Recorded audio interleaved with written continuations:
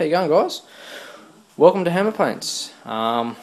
This is a table update. Well, it's finished. It's ready for gaming, minus some of the little the little details like fences and stuff around farms. But other than that, it is complete and 100% ready for Flames of War. You could play bolt action on it if you want. It could make a nice saga table. Everything's in 15mm, so I play a couple of 15mm games. I play heavy gear that can be played on here too. If you wanted to, you could, if theoretically speaking, if you wanted, you could throw some Warhammer Fantasy and stuff down too. I mean, it's not going to be too much of a concern with the sizing of the trees and stuff, but let's get in and have a look. So it's comprised of 3 boards, as you know. This is this board here, and you can switch them around any way you want, and you can get, I think it's about 12 different boards out of the one table, like 12 different layouts. I haven't stuck any of the buildings on. I don't believe in sticking any of the huts or buildings on. You can change that up. You know, when I tried to keep that one thing, so if you switch some boards around, you can flip buildings in different positions and stuff as well, and potentially give you a bit more of a different layout.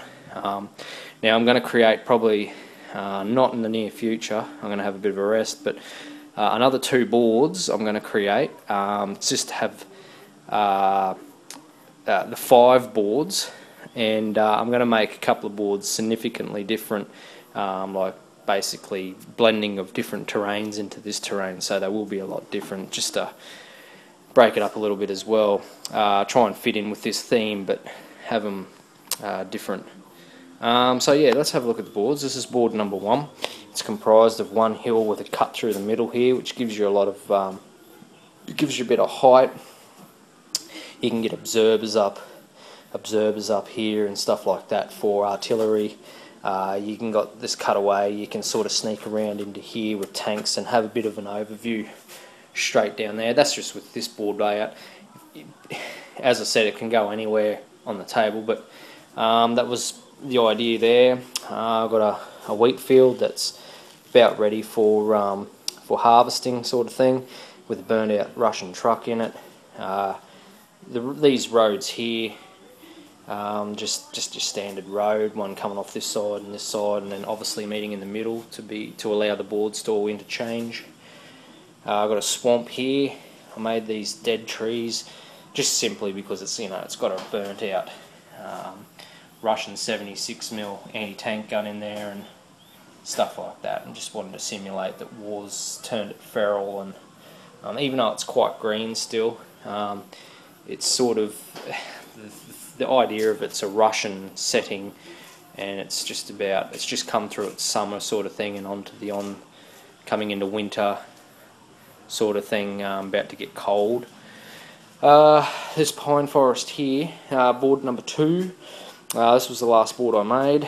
I just turned this into a pine forest. It's quite cluttered. I just put some like hedges and stuff around here and concealed it with a bit of tree. In here, you know, you got all your pines, a few deciduous sitting in there as well. You could put a farmhouse there if you wanted to. As I said, they're all removable. You got like a field here of small crops or vegetables, basically, sort of. Some have taken on, some haven't. This is just carpet. You can see all the rows sort of thing, so it kind of looks sort of authentic there. It looks like it's been ploughed and deliberately done for vegetables. Got a large hill here with a deep cutaway in it as well. And this side here, it's kind of different. You know, you can get your tanks up in and around behind trees and stuff like that, while you're running some troops down through here if you wanted to. And the same again, it's high. You can get an observer up there for artillery, and stuff like that. And then you got board 3, which is with board 2, this road's here. They're not your traditional roads. They're sort of, they run from the middle of the board there, and as you see, they run off the board, so from the middle and off, just to make it a little bit different. So those roads don't join up anywhere, and the roads are quite windy.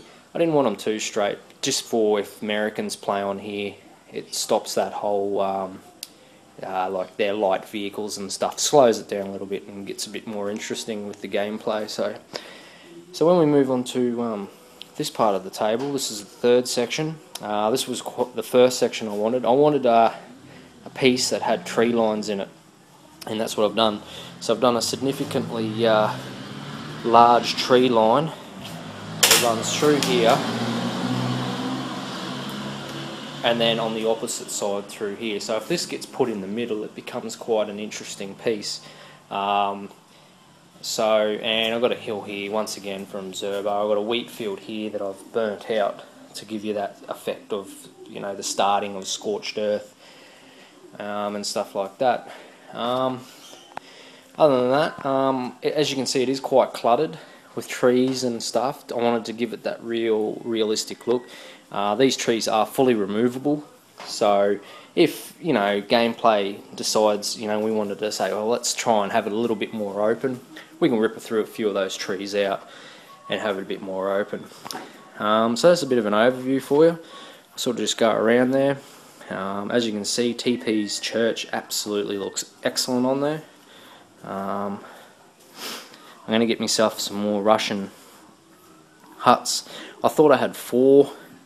I've gone gaming somewhere and I'm sure I had 4, and I think I've left 2 somewhere. I don't know where I've left them, so I'm going to get some more. So there's a bit of an overview. I think it's going to make for a very fun board. In my opinion, it looks quite realistic. There's a little bit of work in it. I tried to put hedges and bits of clump foliage everywhere.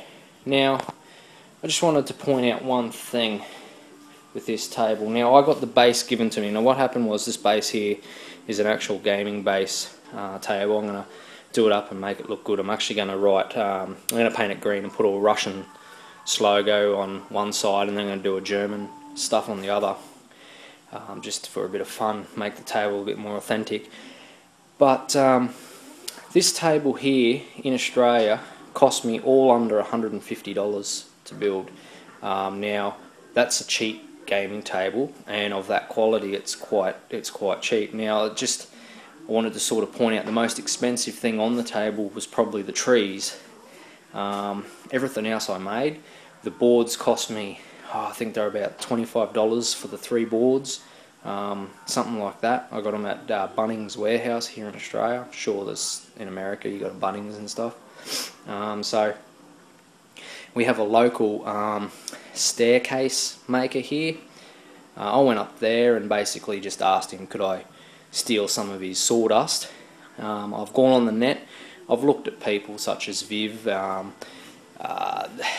Terrainscapes. There's a range of terrain builders I looked at. Rubbish in, rubbish out. Terrainscapes, Terrain Project were mainly the 3 that I really concentrated on. They had what I needed and what I wanted.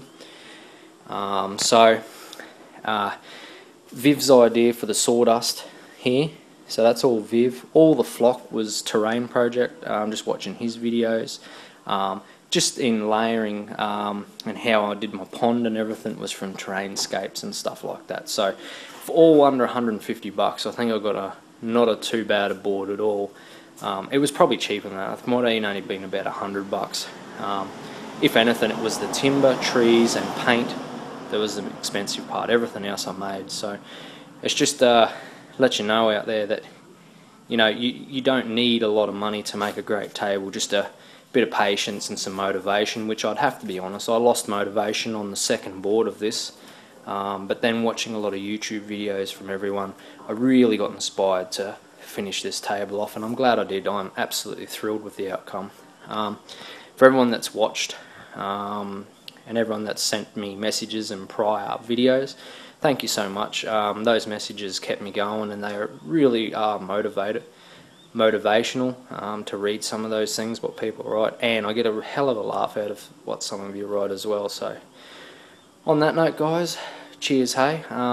Next update, might be a game on it. I'm thinking about getting back into doing some painting and not so much how-tos, but just some painting and stuff on Russian tanks, some German tanks. I'm just going to switch the camera on, see where it takes us, and see what we end up with. Alright guys, catch ya.